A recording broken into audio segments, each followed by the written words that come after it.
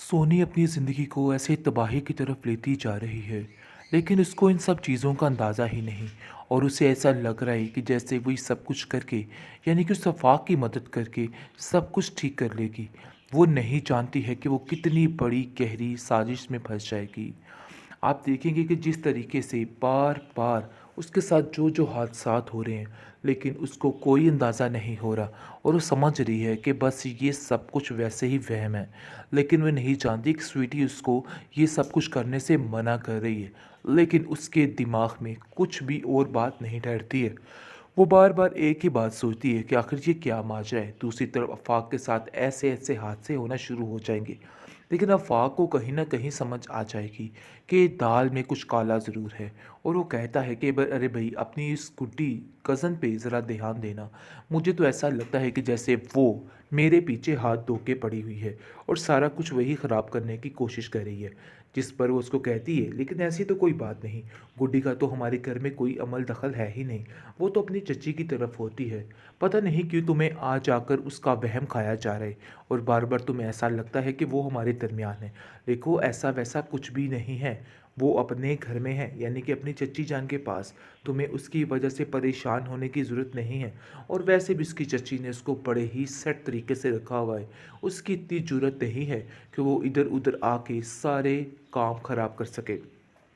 इसलिए तुम्हें फ़िक्र करने की ज़रूरत नहीं है। लेकिन सोनी ये बात नहीं जानती कि उसकी स्वीटी ही उसके लिए काफ़ी है और वो कुछ भी कर सकती है। इस चीज़ का अंदाज़ा तो उसको हो ही नहीं रहा। यानी कि एक चोर ऊपर से चतर, यही हाल इस लड़की का है। लेकिन दूसरी तरफ आप देखेंगे कि बस आने ही वाली है ये शाज़िया, क्योंकि शाज़िया के दिन भी पूरे हो चुके हैं और आते ही ऐसे तमाशे करना चाह रही है। प्लानिंग उसने पहले से ही तैयार कर रखी है कि मैं क्या-क्या करूँगी। लेकिन ये नहीं पता कि स्वीटी ने भी इससे 10 हाथ आगे इसके लिए प्लानिंग्स तैयार कर रखी हैं, क्योंकि अब इन लोगों का अनकरीब ही एंड होने वाला है और इन लोगों को पता चलने वाला है कि इन्होंने जो कुछ किया है इस गुड्डी के साथ, उसका जवाब इन लोगों को देना ही होगा, क्योंकि स्वीटी की भी अब बस हो चुकी है। किसी को कोई समझ नहीं आ रही।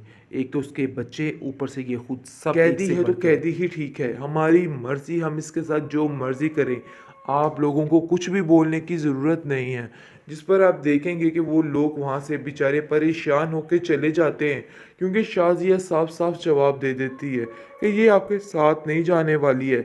इसलिए आप देखेंगे कि दूसरी तरफ हमज़ा जो है वो बहुत रोता है आके और कहता है कि आप नहीं समझ रही हैं कि उन लोगों ने तो सिर्फ़ और सिर्फ़ उसको एक कैदी बना के रखा हुआ है और उन लोगों का कोई भी मकसद नहीं है।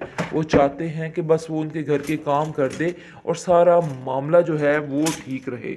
औरंगज़ेब कहता है कि मुझे समझ नहीं आ रही है कि आखिर ये मान कैसे गया। कल तक तो ये इस बात के खिलाफ था और आज इसको ऐसा लग रहा है कि जैसे इसको साथ लेके जाना ही इशरत की सेहत का राज है। आखिर कैसे हो गया? उनका भी दाल में कुछ काला लग रहा है, क्योंकि जहांगीर भी किसी मकसद मकसद के बगैर कुछ ऐसा नहीं करता है, क्योंकि वो भी जानता है कि इसके पास अच्छी खासी दौलत है और इस दौलत को पाने के लिए वो कुछ भी कर सकता है। इसलिए वो भी ये चाल चल रहा है, लेकिन मैं ऐसा नहीं होने दूंगा। ये बात तो तय है कि गुड्डी वहाँ पे कभी भी नहीं जाएगी, क्योंकि अगर गुड्डी वहाँ पे चलेगी तो मामला ख़राब हो जाएगा। तुमने बहुत अक्लमंदी की शाज़िया, जो गुड्डी को वहाँ पे नहीं भेजा, वरना आज काफ़ी हद तक मसला ख़राब हो सकता था। तुम्हारी वजह से आज मैं बच गया। जिसको सुनकर वो कहती है, अरे भाई मुझे तो पहले ही समझ आ गई थी कि माजरा क्या होने वाला है। इशरत बड़े मान और बड़े चाव के साथ अपनी भांजी को लेने के लिए उसके घर जा पहुंचती है। बहुत खुश होती है कि वो अपनी भांजी को लेके वापस आ जाएगी और सब कुछ ठीक हो जाएगा। उधर जाकर उससे माफ़ी मांगती है और कहती है, क्या तुम मुझे गुड्डी माफ़ कर सकती हो? जो कुछ हुआ सो हुआ, लेकिन यकीन मानो मैं तुमसे बहुत प्यार करती हूँ। जिस पर गुड्डी भी रोकर अपनी खाला के गले लग जाती है और कहती है कि आपको ये बात यकीन दिलाने की ज़रूरत नहीं है। मैं जानती हूँ कि आप मुझसे बहुत ज़्यादा प्यार करती हैं। लेकिन अब देखेंगे कि ऊपर से ही शाज़िया टपक पड़ेगी। शाज़िया कहेगी कि आखिर ये सारा क्या माजरा हो रहा है। देखो ये बात तो तय है और साफ है कि ये गुड्डी जो है, इसका आप लोगों पर अब कोई हक नहीं है और आप लोग इसका हक नहीं रखते। आप लोगों ने ही इसको जाने के लिए कहा था, तो अब आप लोग कैसे इसको ये की जा सकती है, जिस पर जहांगीर आप देखेंगे कि उसको कहता है कि देखो इसकी तबीयत ख़राब रहती है इशरत की, जिसकी वजह से हम यहाँ पर आए हैं और हम चाहते हैं कि जितनी जल्दी हो सके तुम गुड्डी को हमारे हवाले कर दो ताकि इशरत की तबीयत भी ठीक हो सके। जिस पर साफ साफ शाजिया कह देती है कि आप लोगों का दिमाग ख़राब हो चुका है, कैसे सोच सकते हैं आप कि मैं आपके साथ इसको भेज दूंगी। अरे भाई ऐसा नहीं हो सकता, ये बात अपने जहन से निकाल दीजिए। अगर आप लोग ऐसा सोच रहे हैं ना तो फिर देखिएगा।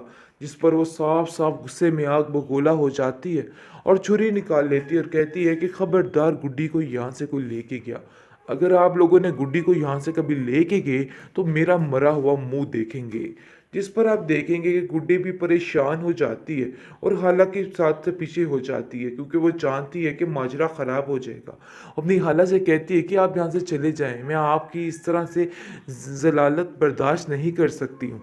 जिसको सुनकर वो कहती है कि गुड्डी मुझे तो समझ नहीं आ रही मैं क्या करूँ, क्योंकि शाजिया बार बार एक ही बात कर रही है और कहती है कि आप लोग सिर्फ़ और सिर्फ लालच की वजह से यहाँ पे आए हैं, इसके अलावा आप लोगों का कोई मकसद नहीं है।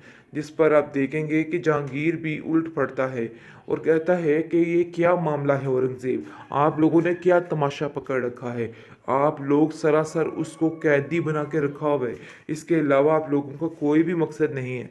जिस पर शाजिया कहती है कि बस कैदी है तो कैदी ही ठीक है, हमारी मर्ज़ी, हम इसके साथ जो मर्ज़ी करें, आप लोगों को कुछ भी बोलने की ज़रूरत नहीं है। जिस पर आप देखेंगे कि वो लोग वहाँ से बेचारे परेशान होकर चले जाते हैं क्योंकि शाजिया साफ साफ जवाब दे देती है कि ये आपके साथ नहीं जाने वाली है। इसलिए आप देखेंगे कि दूसरी तरफ हमजा जो है वो बहुत रोता है आके और कहता है कि आप नहीं समझ रही हैं कि उन लोगों ने तो सिर्फ़ और सिर्फ उसको एक कैदी बना के रखा हुआ है और उन लोगों का कोई भी मकसद नहीं है। वो चाहते हैं कि बस वो उनके घर के काम कर दे और सारा मामला जो है वो ठीक रहे। औरंगज़ेब कहता है कि मुझे समझ नहीं आ रही है कि आखिर ये मान कैसे गया।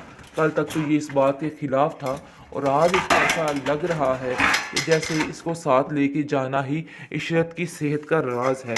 आखिर कैसे हो गया, उनका भी दाल में कुछ काला लग रहा है क्योंकि जहांगीर भी किसी मकसद के बगैर कुछ ऐसा नहीं करता है, क्योंकि वो भी जानता है कि इसके पास अच्छी खासी दौलत है और इस दौलत को पाने के लिए वो कुछ भी कर सकता है। इसलिए वो भी ये चाल चल रहा है, लेकिन मैं ऐसा नहीं होने दूंगा। ये बात तो तय है कि गुड्डी वहाँ पे कभी भी नहीं जाएगी, क्योंकि अगर गुड्डी वहाँ पे चलेगी तो मामला ख़राब हो जाएगा। तुमने बहुत अक्लमंदी की शाजिया जो गुड्डी को वहाँ पे नहीं भेजा, वरना आज काफ़ी हद तक मसला ख़राब हो सकता था।